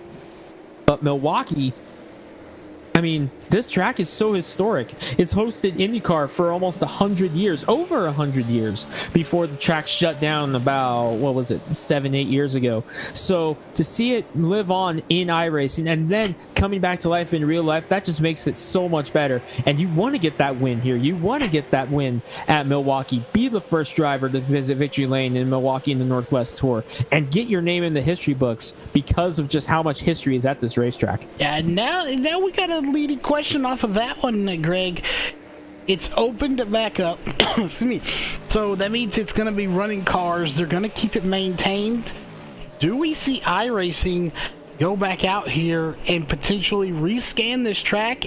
And, if it's got new billboards, new signage, any new grandstands done, pavement, if anything's redone on this track, do we see iRacing go out here and rescan this and give us a 2021 version of Milwaukee Mile?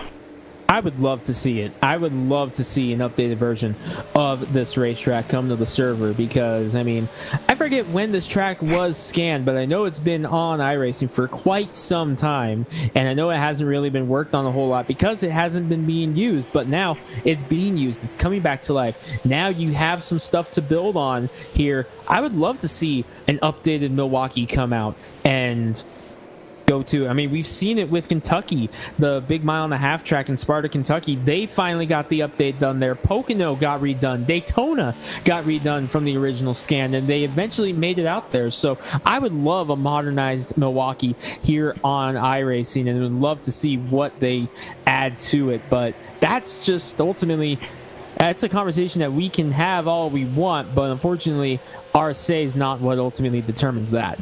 Yeah, definitely RSA is not what's going to get them to do it, but I have a feeling that something would probably be in the works if it becomes a usable track, more frequently. They would definitely probably get out there and rescan it. So we'll just have to keep an eye on that. But Seth Frazier right now trying to battle, they're trying to get to the battle up front, but Isaiah Gill behind him, but your front runners right now, Travis Barnes and Cole Raz, they've kind of checked out from this field. There's first and second, third and fourth behind them, and you have two little distinct groups there. But the question is, you've got to ask yourself right now, is Cole Raz just kind of baiting the Travis Barnes? might be. And we know Travis Barnes, remember back, you got to think back to North Wilkesboro for Travis Barnes. He was driving away, looked like he had it locked up, but the tires came in at the end of the race for some of those drivers, including Nick Bellamy, was able to make the pass late on Barnes, who had nothing left in those tires. I'm almost wondering, is Barnes in trouble of the same thing happening again?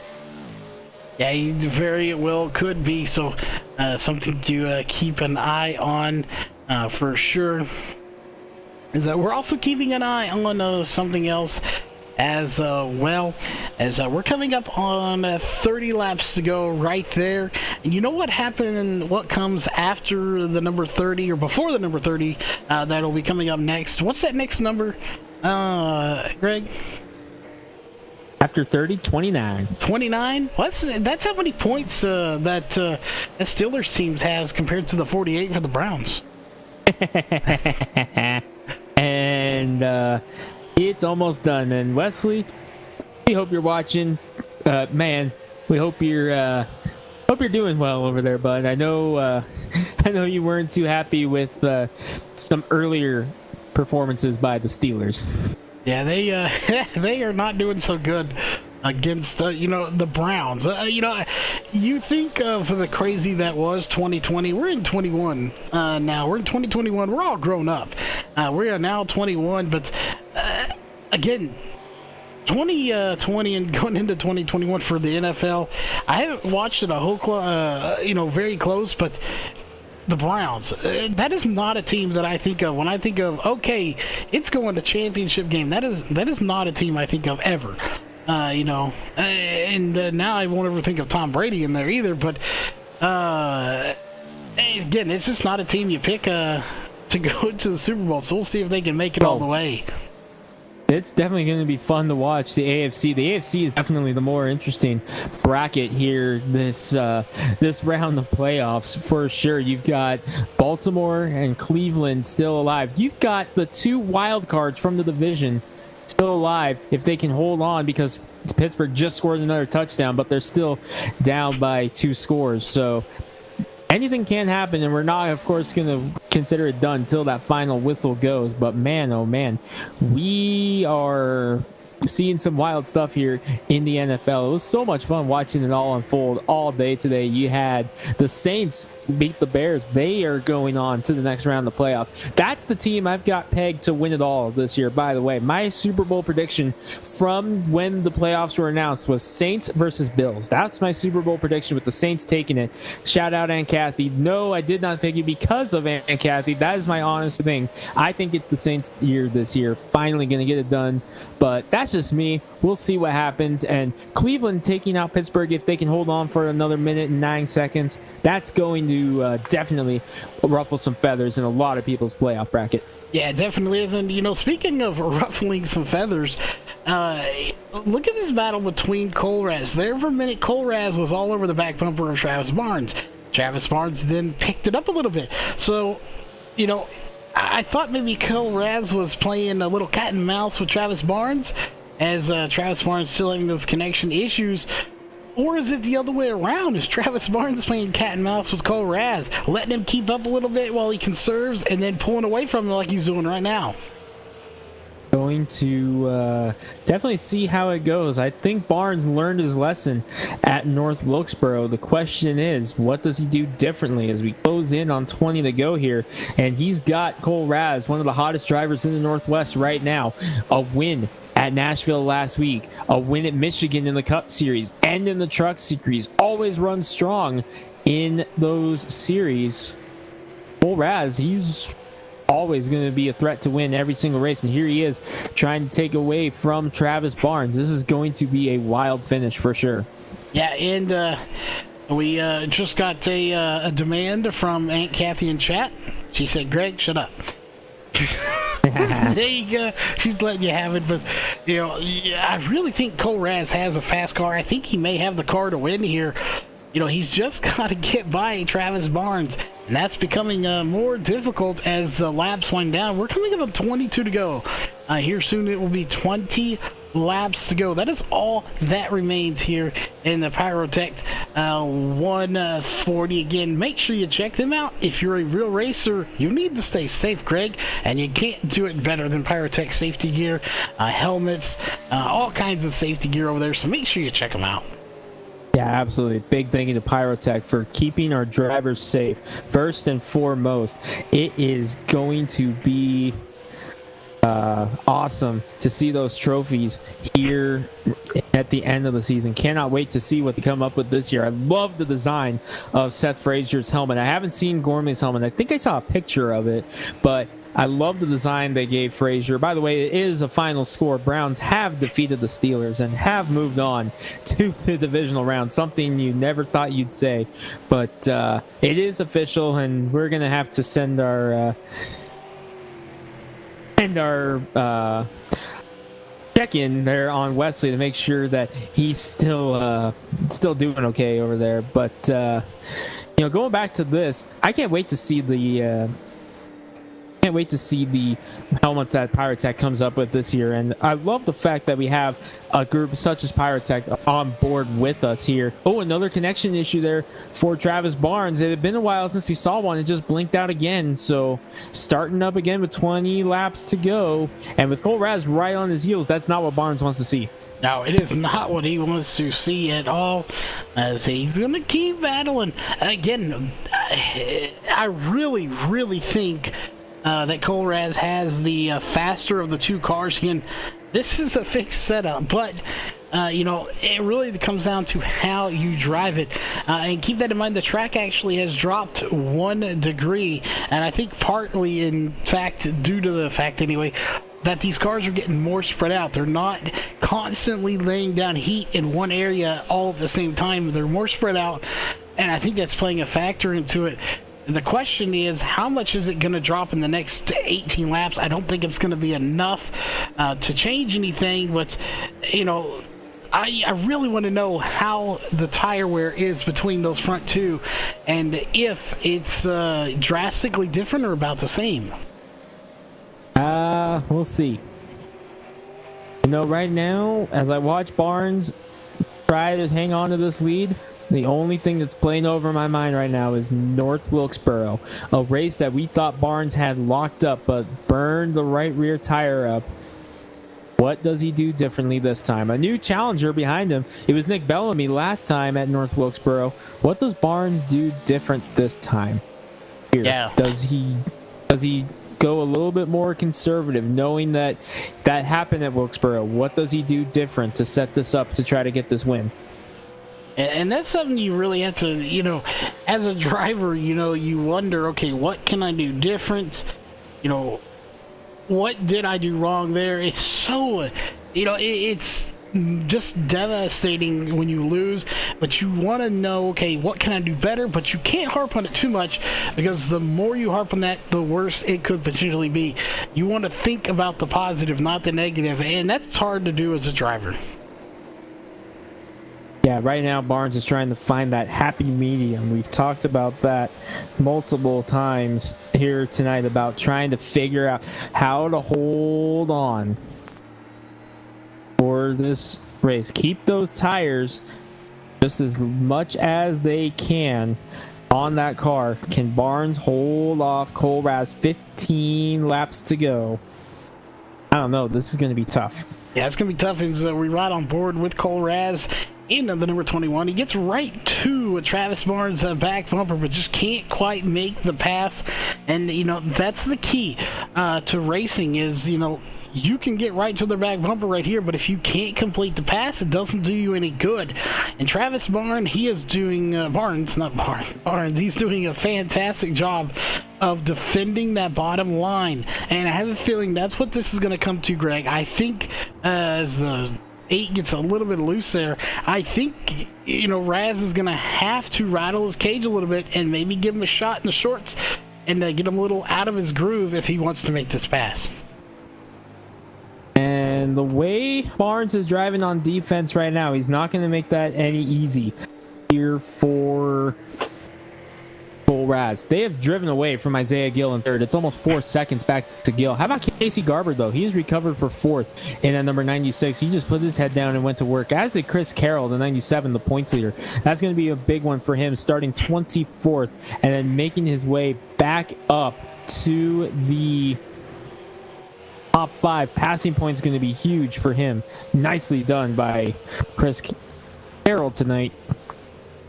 Right now, you got two separate battles. You've got battle for the win between Barnes and Raz. Raz trying to become the first repeat winner this season, or can Barnes hold on? Then you got Gill and Garber fighting for that final podium spot with Carroll lurking. Yeah, and I'm not sure who that was. I thought I saw somebody, dropping through it. Caution's out.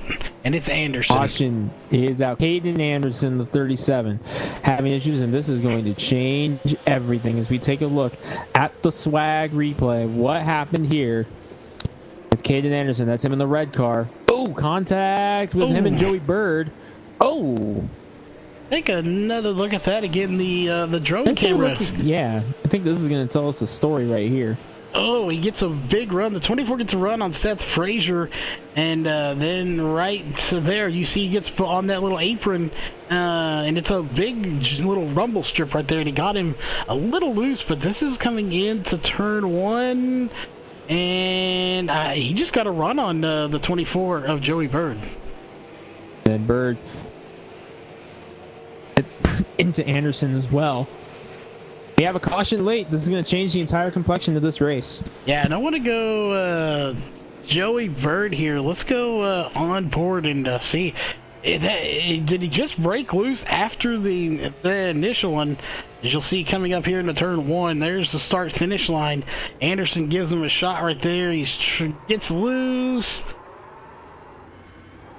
And yeah, it just breaks loose on him.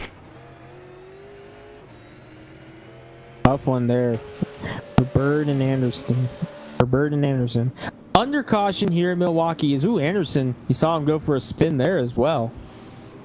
And we are live now. Yeah, we are live, and this is the thing. Nobody's coming down pit road, Greg. They can't take tires. We already knew that. So you have 10 laps to go. We're not going into green, white, checker territory yet. But this is something that maybe these drivers, some of them, thought would happen. Others didn't think would happen. To be honest, the way the race was going, I didn't figure we would see another caution. I believe this is caution number 3? This is our first natural caution, not counting the competition caution, which was caused by a wreck. But this is only our second caution of the day. A second caution of the day. So, again, not something I figured we would see 3 or 4 cautions, but again, there's a reason I'm up here and, not down there racing. I'm not good at predicting stuff. Definitely, we no clue what's going to happen here at Milwaukee to close this one out, but all I know what you can do is sit back, buckle up, pick a car, pick a driver, pick a number, because this thing just got wild, because now this has brought Gill, Garber, and Carroll back into the picture. Yeah, and actually, just remember, this is our actual second natural caution due to wrecks. We had Chris White involved in one earlier. That is correct, yes. Forgot about the Chris White and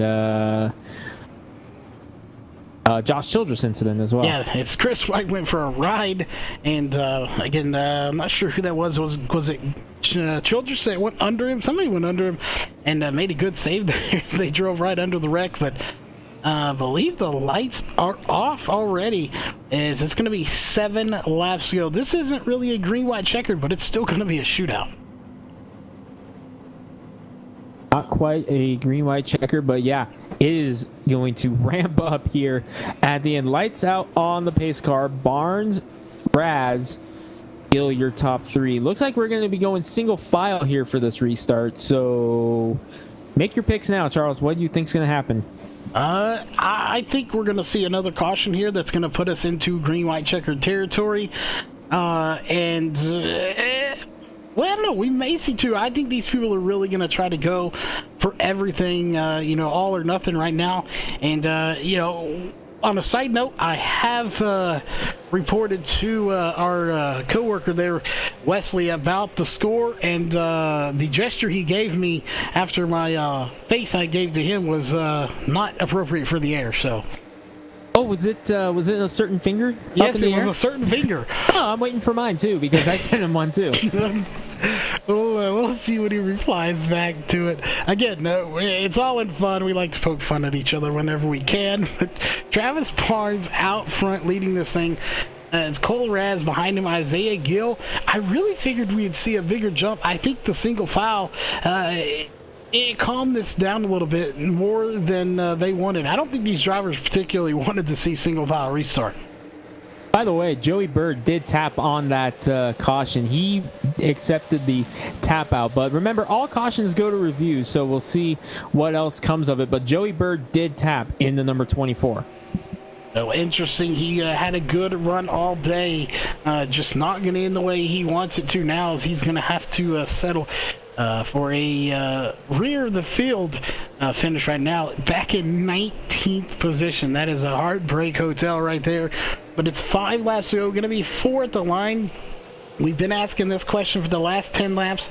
Does Cole Raz have anything for Travis Barnes? And now that they're bunched up a little bit, does Isaiah Gill or Casey Garver or even Chris Carroll maybe have something for your leader, Travis Barnes?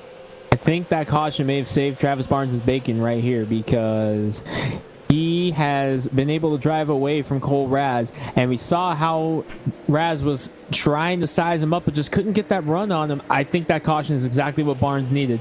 I think it gave him an opportunity to cool off just enough of the tires that he has just enough to get into the finish here. We'll see. We still got 3 laps to go, but I think based off what I'm seeing right now, I think that caution is exactly what the doctor ordered for the 8 car.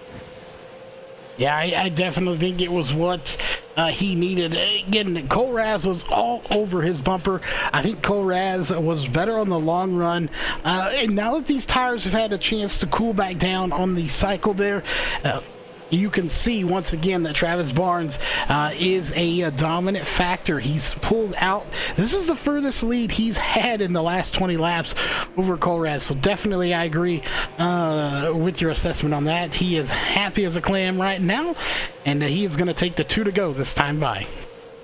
Just 2 miles left to go and clean racetrack in front of him, and Cole Raz not able to really gain on him right now in that 21, trying to do everything he can. Meanwhile, Isaiah Gill doing a fantastic job trying to fend off Casey Garber here in third. Can he get up there?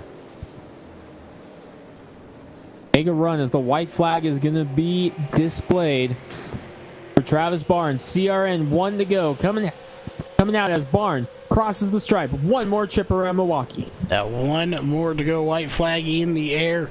Again, nothing can stop this race but the checkered flag now.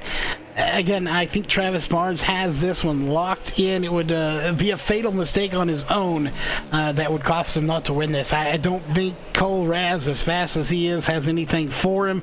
And look at all the marbles up on the top of this track right now, as it's not going to matter because they're coming to the line, and it's going to be Travis Barnes picking up the win. Barnes gets it done at Milwaukee. Travis Barnes, first win of the season, our 10th different winner in 10 starts for the Northwest Tour. Travis Barnes gets it done, his first of the season, and what an incredible performance at the end. And he did it. He took those lessons that he learned from North Wilkesboro and transferred it over tonight. Gets it done. Big one for Travis Barnes. And no doubt he is going to be very, very excited to get that monkey off of his back. He's going to give us a big old celebration here on the front stretch. Travis Barnes, first winner in Northwest Tour history at Milwaukee. Cole Raz comes home in second. How about Isaiah Gill in third? Great job for the young man from the west side of Washington to pick this one up.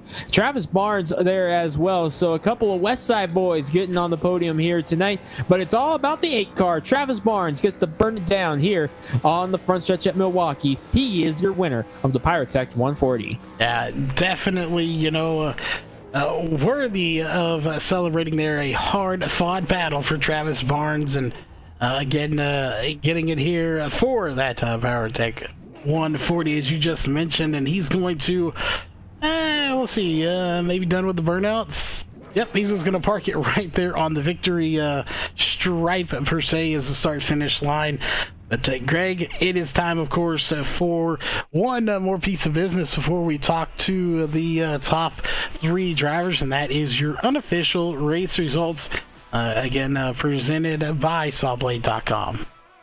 Yeah, Travis Barnes breaking through to get that first victory of the season. Cole Raz in second place. Great run for him. Isaiah Gill, fantastic job for him.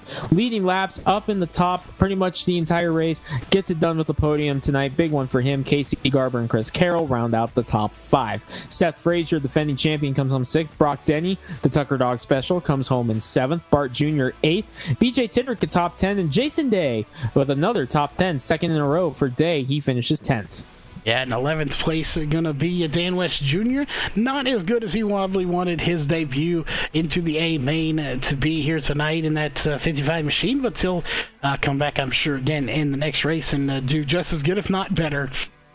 Followed by Matt Hackathorn, who came through the B main after a little bit of a spill there.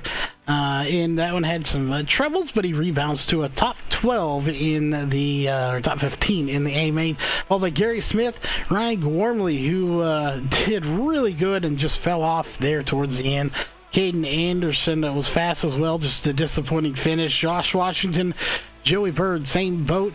Bryce Abidi, Levi Allen, and Ryan Wright in your top 20. And rounding out the field here, going to be Josh Childress. Casey Tillman making his first debut here in a long time. Chris White, after going airborne, to finish his 23rd, and 24th going to be Travis McKinney, who was 80 laps down after incident on track, and then I'm not sure if he parked it or was parked, but either way, he finishes 80 laps down in 24th. But Greg, an exciting race as always here for the iRacing Northwest Tour. They never disappoint.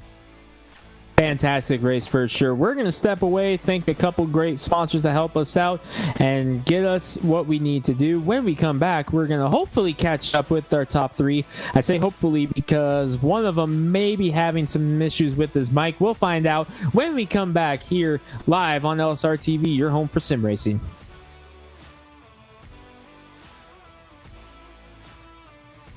ETE Reman is the world's best remanufacturer of transmissions for import and domestic cars and trucks. Based in Milwaukee, Wisconsin, our customers are repair shops, auto parts stores, dealerships, and distributors. And with 6 nationwide warehouses, we're where and when you need us. So when you're looking for a transmission that is like new, only better, instill confidence and install ETE Reman.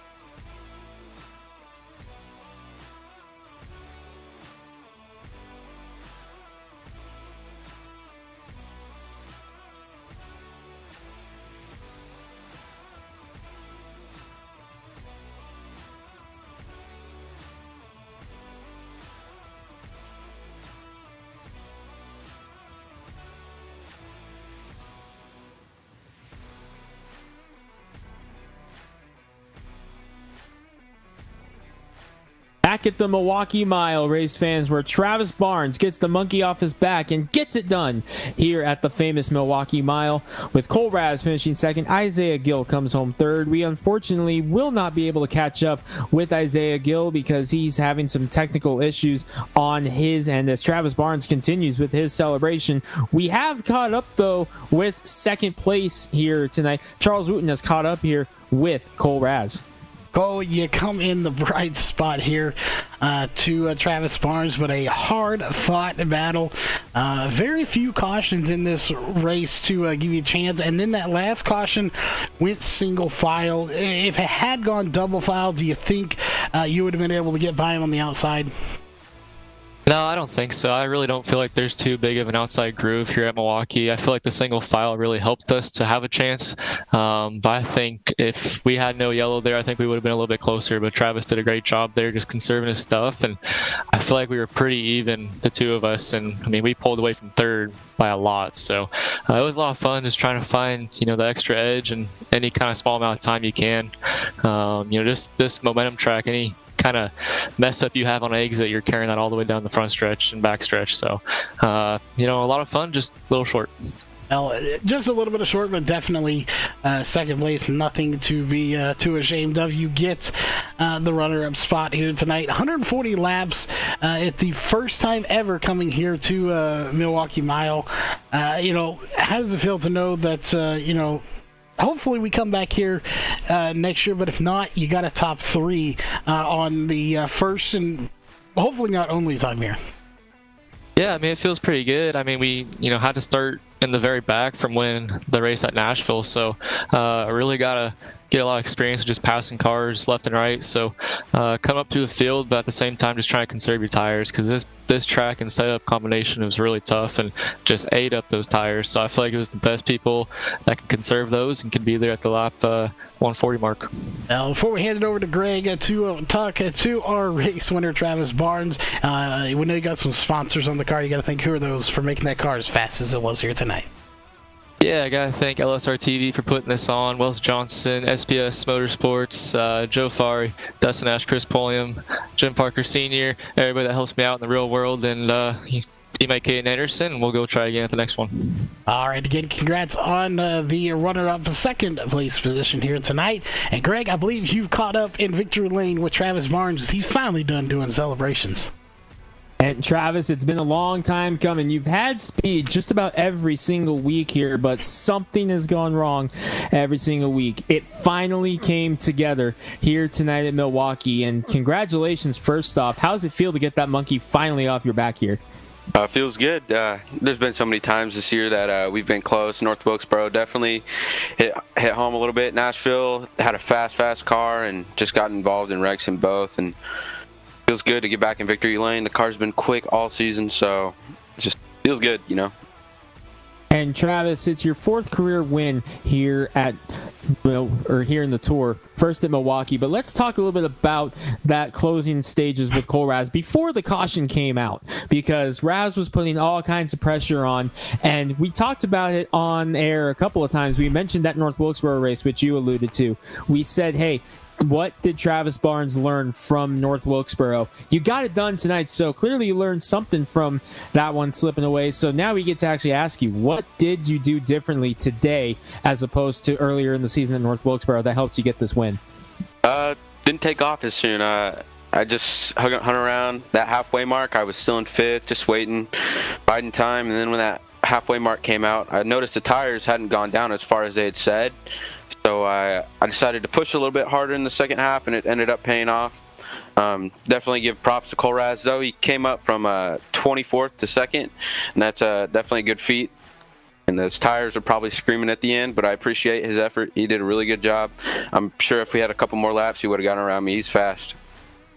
And Travis, follow up there to your point there with the tire pressure or the tire wear not being as big as everyone thought it was. Cole Raz mentioned that as well earlier in the race. So what was kind of the mindset overall, not just in your camp, but the drivers as a whole, when they realized, oh, hey, the tires aren't as worn out as we thought they were going to be, and now we can push it? Was it kind of, okay, now I have to push it because they're going to push it? Or was it more of a, I'm not going to push it right away until I see what they're doing? What was kind of the decision-making process there as far as going for it in the second half like you talked about versus seeing if the others were going to try it too? Yeah, it's definitely a play-by-ear thing, or play-by-eye, I should say. If people are going, you should probably go with. But if you can conserve both and be quick, you should do that as well. And it seems to work out pretty well for us today. Conserved the tires a little bit. The main issue would be the heat in the tires. I definitely had a lot more heat in the tires than Cole did at the end of the stage. Without that caution, I think it would have been really a lot closer than you guys would have thought. But yeah, that's about it. All right, Travis, finally breaking through and getting that win here on the 2020-2021 Northwest Tour. First of the season. You're the 10th different winner this season. And I know you've been taking a long time to thank your sponsors and Victory Lane. Here's your shot. All right. I'd just like to thank No Clue Racing, all my teammates, and I'd also like to thank Capital Sign and Awning for coming on board this year and sponsoring us, and Jack Franks for giving me all my talent. Winner, Travis Barnes, gets it done at Milwaukee. Congratulations. Well, Charles, that's going to just about wrap things up, but your final thoughts here on this historic race here at a historic venue. Travis Barnes gets the win, but man, we saw some great racing throughout the pack. Charles, what'd you think of tonight's race? 10 races, 10 winners. It just gets better and better. You know, we've seen this already in another series, and the new winners came to an end with the Shake and Bake Cup Series. It continues here with the iRacing Northwest Tour in 10 races, 10 different winners. What will next week hold? I think a lot of the same good racing, possibly a new winner, or could we finally break in and see a repeat winner? It's really just all up in the air right now, and I look forward to coming back next Sunday night and seeing what happens. Just have to wait and see. Going to be a great show here for the second half of the Northwest Tour season, which kicked off tonight at Milwaukee. Travis Barnes gets it done here at the Milwaukee Mile with Cole Raz in second. Isaiah Gill, again, we didn't get a chance to talk to him, but big congratulations to Gill on a third place run. Great job for him. But for us here at LSR TV, it's time for us to call it a night. We've had a long day. We started the day off at Michigan International Speedway, ended here at the Milwaukee Mile. So for Charles Wooten, who joined me in the booth and manned the cameras, I'm Greg Renz. Thanks for tuning in for tonight's race from Milwaukee, and we will see you guys next time here on LSR TV, your home for sim racing. This broadcast is the copyrighted work of LSR TV and may not be rebroadcast, retranslated, or used in any form without the express written consent of 52 Media LLC and iRacing.com Motorsports Simulations. LSR TV would like to thank you for your support, and we hope you enjoyed tonight's